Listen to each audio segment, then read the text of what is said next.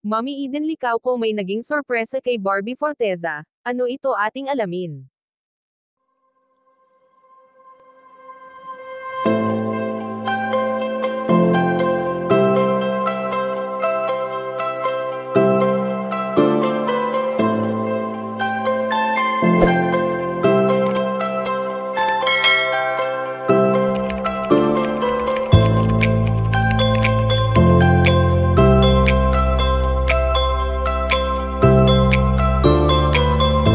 Sa patuloy na pag-arangkada nga ngayon ng karera ng pambansang ginoo na si David Licauco ay palagi namang nandyan ang kanyang mga magulang upang siya ay samahan at suportahan sa lahat ng bagay.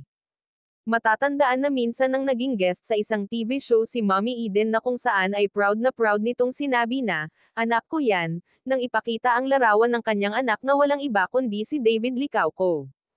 Kung ating mapapansin na sobrang close ng binata sa kanyang ina, kaya naman masasabing talagang napalaki ito ng maayos ng kanyang mga magulang at isa na nga sa napansin ng mga netizens ang patuloy na pagkakaroon ng binata ng kanyang mga business na talagang gusto rin ng kanyang mga magulang para sa kanya. Subalit alam naman natin na never pang nagkita sina Mommy Eden Licauco at ang katambal ng kanyang anak na si Barbie Forteza, kaya naman na-excite ang mommy ng binata na makita in person ang dalaga. Sa ngayon nga ay ayon sa aming impormasyon na nakalap na nasorpresa si Binibini Barbie Forteza sa mommy ni David Licauco nang spotted ito na hawak ang isang damit na kung saan ay mayroon rin si Barbie Forteza.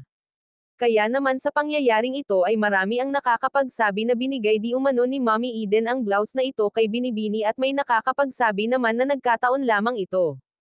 Kayo mga kachika, anong masasabi nyo dito? Please leave the comment and don't forget to subscribe.